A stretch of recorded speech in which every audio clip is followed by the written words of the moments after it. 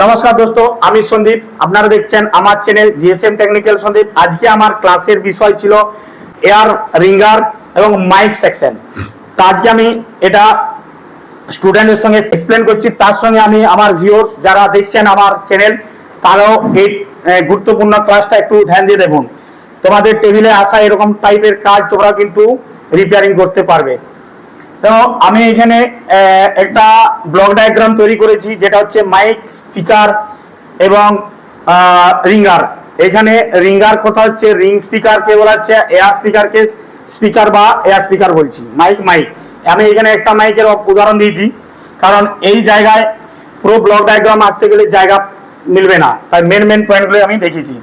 তো কোডেক্ট আইসি, audio IC এবং power IC, DC to DC IC আর সিপিইউ আইসি, এর কমিউনিকেশন আইসি থেকে এই আইসির কমিউনিকেশনে সেকশন তৈরি হয়। তা আমি এর আগেও আমি আমার স্টুডেন্ট দিকে ক্লাসটাকে করেছিলাম। আজকে স্টুডেন্টদের রিভিউ ক্লাস হচ্ছে। তা আমি আজকে বলতে চাইছি আমার স্টুডেন্ট দিকে যে তোমরা বলো তো যে এইখানের মধ্যে যদি কোনো কোডেক্ট আইসি তোমাদেরকে জানতে হয় তাহলে তোমরা খুঁজে বার করতে পারবে? আচ্ছা, কোডেক্ট আইসি বা রিঙ্গার আইসি যদি কোনো সেকশনের কোনো সেটার ক্ষেত্রে রিঙ্গার আইসি বার করতে হয়, সেটা খুঁজে বার করতে পারবে? আচ্ছা, কোডেক্ট আইসির আউটপুট ডিভাইস কি থাকবে? হ্যাঁ, হেডফোনের জ্যাক হোক, এয়ার স্পিকার হোক বা মাইক হোক, কোডেক্ট আইসির সঙ্গে যুক্ত থাকবে। রিঙ্গার আইসির সঙ্গে আউটপুট ডিভাইস কে থাকবে? Ringer speaker. তাহলে সেই সূত্র অনুযায়ী আমরা যদি খুঁজি লাইনটা, তাহলে কিন্তু আমরা পেয়ে যাবো কোনটা কোডেক্ট আইসি, কোনটা রিঙ্গার। আরেকটা কোশ্চেন তোমাদেরকে, যে পাওয়ার আইসি, তো পাওয়ার আইসি সঙ্গে যুক্ত থাকে কোন আইসি, রিঙ্গার না কোডেক্ট? কোডেক্ট। কারণ অনেক সেটের ক্ষেত্রে দেখা গেছে যে পাওয়ার আইসি কোডেক্ট আইসির ভূমিকা গ্রহণ করে, কাজ করে। ঠিক আছে, তা এইখানের মধ্যে আমি কোডেক্ট আইসির সঙ্গে যুক্ত এয়ার স্পিকার আর মাইক, আর রিঙ্গার আইসির সঙ্গে যুক্ত আছে রিঙ্গার স্পিকার। ঠিক আছে, তা কিভাবে কাজ করে একটু বুঝে নাও। কোডেক্ট আইসি কে মেন ভোল্টেজ হিসাবে ভিপিএইচ আছে এবং সেই ভিপিএইচ অডিও আইসি কেও যায়, কিন্তু কোডেক্ট আইসি আর অডিও আইসির ভিপিএইচ এর ধরন একটু আলাদা। কারণ অডিও আইসি বা রিঙ্গার আইসি কি অ্যাম্পলিফায়ার করে, এই জন্য এর অ্যাম্পলিফিকেশনের জন্য অ্যাম্পিয়ার বেশি প্রয়োজন হয়। আর অ্যাম্পিয়ার বেশি করার জন্য কোন কয়েলের ব্যবহার হয়? বাক কয়েলের ব্যবহার হয়। এই জন্য ভিপিএইচ এর সুইচিং করার জন্য বা অ্যাম্পিয়ার বাড়ানোর জন্য একটা কয়েল ব্যবহার হয়েছে, এই কয়েলটার নাম বাক কয়েল। এই বাক কয়েলের মারফতে এই অ্যাম্পিয়ার বাড়িয়ে পর স্পিকারের যে আওয়াজ জোর করানোর জন্য কাজ করে, অ্যাম্পলিফায়ার করায়। কিন্তু কোডেক্ট আইসির মধ্যে কোনো অ্যাম্পলিফায়ার বাড়ানো হয় না, নর্মাল সাউন্ড আসে। এই জন্য এইখানে কোনো ভিপিএইচ ভোল্টেজকে অ্যাম্পিয়ার বাড়ানোর জন্য কোনো বাক কয়েলের ব্যবহার নেই। এটা একটা পয়েন্ট বটে। ঠিক আছে, তাহলে দুটো পয়েন্ট বোঝা গেল। এবারে পাওয়ার আইসি থেকে দুটো ভোল্টেজ যায়, একটা 1.8 আর একটা 2.0 বা 1.8 ভোল্টেজ, যা কোডেক্ট আইসি কে আসে। আর তারই একটা ভোল্টেজ 1.8 অডিও আইসি কে আসে। এবারে হ্যাঁ, অডিও পিএ বা রিঙ্গার আইসি কে আসে। কোডেক্ট আইসি কি করে? কোডেক্ট আইসি তে ইনপুট ভোল্টেজ হিসাবে 3টা ভোল্টেজ পেয়ে গেছে এবং এই আইসি কে চালনা করার জন্য কন্ট্রোল করে কোন আইসি? কোডেক্ট আইসি কে অপারেটিং এ করার জন্য কে আইসি করে? সিপিইউ আইসি করে। সিপিইউ আইসি সে কন্ট্রোলিংটা করে তার ডেটা লাইন দিয়ে, ক্লক এন্ড ডেটা লাইন দিয়ে। কারণ ক্লক এন্ড ডেটা লাইনের কি লাইন থাকে এখানে? TX and RX. আচ্ছা, টিএক্স এন্ড আরএক্স তোমরা বলতে পারো কেন দেওয়া হয়েছে এখানে? I2C কেন দেওয়া হলো না? কারণ টিএক্স হচ্ছে ট্রান্সফার এবং আরএক্স কথার অর্থ হচ্ছে রিসিভিং, এবং এআইসি আউটপুট ডিভাইসটা ট্রান্সফার আর রিসিভিং এর সঙ্গে যুক্ত থাকে তো। যা আমাদের ক্ষেত্রে কি হয়, এয়ার স্পিকার হচ্ছে কি করে, যে কোনো সাউন্ডকে আমাদের ফোনের মধ্যে রিসিভ করে দিয়ে আমরা শুনতে পাই। মাইক কি করে, আমাদের কথাটাকে ট্রান্সফার করে যা অপরজনকে পাঠানোর জন্য। তাহলে এই যে ট্রান্সফার রিসিভ করে কে? এই সিডিসি আইসি, আর সেই সিডিসি আইসির কমিউনিকেশন লাইন সিপিইউ টিএক্স এবং আরএক্স ডাটা 0 ক্লক 0 ডাটা 1 এবং ডাটা 1 ডাটা 0 ক্লক দিয়ে পরে ট্রান্সফার আর রিসিভিং এর কাজটা করে। এই জন্য টিএক্স এন্ড আরএক্স থাকে। ঠিক আছে, টিএক্স আরএক্স নেটওয়ার্ক সেকশনও থাকে যেমন, সেরকম প্রোডাক্ট সেকশনও থাকে। বুঝা গেল টিএক্স আরএক্স এর কাজ।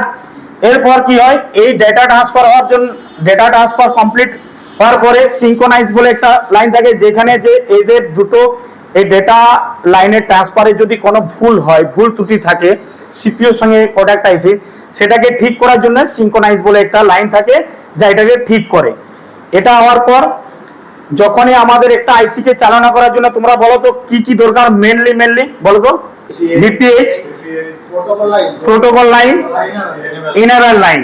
তাহলে যখনই আমাদের ইনারেল লাইন হিসাবে এখানে ভোল্টেজ পেয়েছি আর বিপিএইচ পেয়েছি, প্রোটোকল হিসাবে data clock and data TX and RX পেয়েছি, ডেটা টিএক্স এন্ড আরএক্স পেয়েছি, সেই হিসাবে এই আইসির যেটা মানে পাওয়ার লাইনগুলো ছিল সেগুলো কমপ্লিট হয়ে গেছে। রিকোয়ারমেন্ট, ভোল্টেজ এবং ডেটা লাইন কমপ্লিট হয়ে গেছে। কমপ্লিট হয়ে যাওয়ার পরে এই আইসি কি করবে, আউটপুট ডিভাইসের জন্য রেডি হবে। আউটপুট ডিভাইসের জন্য মাইক এবং স্পিকার। আচ্ছা, তোমরা একটু কথা বলো এইখানে যে মাইক, আমাকে জানাও যে মাইক যখন তোমাদের কাছে ফল্ট আছে, মানে মাইক অপরজন শুনতে পাচ্ছে না, যেটা বলা হয় অপরজন স্যার শুনতে পাচ্ছে না, আমার ফোনটা গোলমাল হয়েছে। আচ্ছা, তোমাদের মধ্যে কে আছে এইখানে যে সবাই কি বলতে পারবে এখানের মধ্যে যে মাইক কয়েক মিনিটের মধ্যে টেস্ট করে বলতে পারবে মাইকের প্রবলেম না আমাদের আইসি তরফ বা বোর্ড তরফে প্রবলেম? বলো, কজন পারবে? হাত তুলো। সবাই পারবে? কি বললাম, মোবাইলটাকে অপর একজনকে কল লাগাবো বা নিজেকে কল লাগাবো, সিম লাগিয়ে মাইক তোলার পর অপর একজনকে কল লাগাবো, বোর্ড থেকে মাইকটা তুলে নিলাম, অপর একজনকে কল লাগাবো বা নিজেকে কল লাগাবো। গ্রাউন্ড বাদ দিয়ে বাকি দুটো পয়েন্টের মধ্যে একটাই ভোল্টেজ থাকবে আর একটাই নো ভোল্টেজ থাকবে। যেখানে নো ভোল্টেজ থাকবে সেটার মধ্যে টুইজার লাগিয়ে যদি আমি টুইজারের রেসপন্স কিছু বুঝতে পারি বা নয়েজ কোনো আওয়াজ আসে, তাহলে আমার মাইক গোলমাল, সার্কিট সাইড বা আইসি সাইড ঠিক আছে। আর যদি নয়েজ কোনো না আসে তাহলে মাইক ঠিক আছে, প্রবলেম সার্কিট সাইড বা আইসি। ঠিক আছে, তাহলে মাইক টেস্টিং করার পর আমরা স্পিকারের ক্ষেত্রে এরকম ভাবে একটা কম পরিমাণের ভোল্টেজ পাবো, যেখানে আমি বুঝে যাব যে স্পিকার ওকে আছে কিনা। তা এটা কমপ্লিট হওয়ার পরে আমি যেটা এখন দেখাচ্ছি সেটা হচ্ছে হেডফোন। হেডফোন কি হয়, হেডফোনের মধ্যে রাইট লেফট দুটো পয়েন্ট থাকে, আর একটা থাকে মাইক, তিনটে পয়েন্ট থাকে, আর একটা গ্রাউন্ড থাকে, আর একটা ডিটেকশন পয়েন্ট থাকে। ডিটেকশন পয়েন্ট হচ্ছে আমার হেডফোন যে কানেক্ট হয়েছে আইসি কে ডিটেকশন করানোর জন্য খবর দেওয়া হয়। তখন আইসি কিন্তু তার আদার্স যে ডিভাইসের মাইকগুলো আছে, মানে বোর্ডের সঙ্গে লাগানো বা নিচের সঙ্গে লাগানো মাইক এবং স্পিকার বা রিঙ্গারকে ডিসেবল করে দেয়। এই কাজটার জন্য ডিটেকশন লাইনের প্রয়োজন আছে। ওকে, এটা হওয়ার পর আমি এই আইসিটাকে কমপ্লিট করলাম। তারপর হচ্ছে অডিও পিএ বা রিঙ্গার আইসি।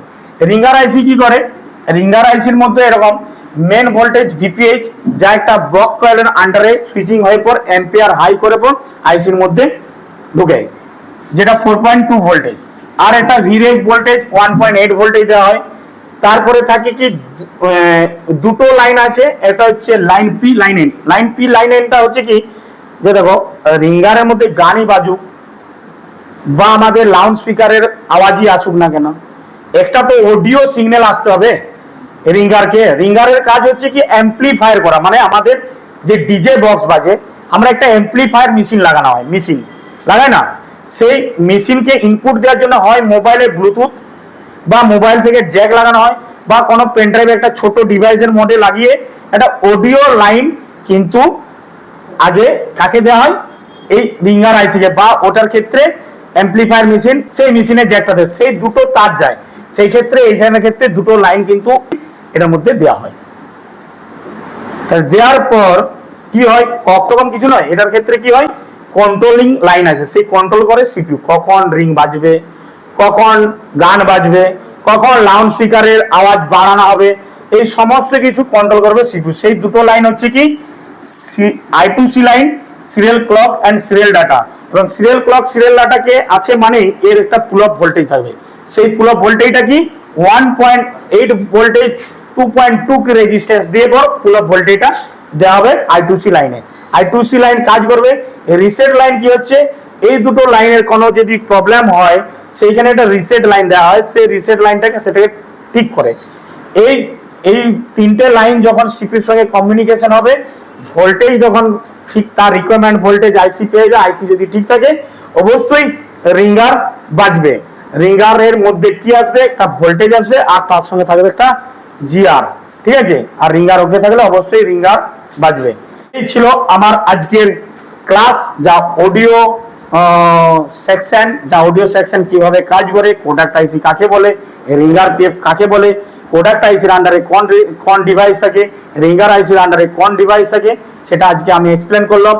আর যারা আমার চ্যানেল থেকে ভিডিওটা দেখছেন, যদি ভালো লেগে থাকে তাহলে অবশ্যই কমেন্ট দেবেন। আমাদের এটা নতুন ব্যাচ স্টার্ট হতে চলেছে। যারা নতুন ব্যাচে অ্যাডমিশন করতে চাও, সেপ্টেম্বর মাসের 25 তারিখ থেকে নতুন ব্যাচ স্টার্ট হচ্ছে। যা বেসিক থেকে অ্যাডভান্স লেভেলের মোবাইল রিপেয়ারিং শেখানো হয়। যারা এখনো পর্যন্ত মোবাইল রিপেয়ারিং এর ফিল্ডে আসে না তারাও অ্যাডমিশন হতে পারেন, বা যারা অলরেডি কাজ করছেন আইসি লেভেলের কাজ জানেন না, বা হয়তো কোনো দোকানে আছেন আইসি লেভেলের কাজ জানছেন না, অনেক সেট ঘুরে যাচ্ছে বা অন্য দোকানে কাজ করাচ্ছেন প্রফিট পাচ্ছেন না বা সময় লাগছে, সেই তাদের উদ্দেশ্যে জানাচ্ছে তারা এসে পর আমার সেন্টারে এসে অ্যাডমিশন নিতে পারেন।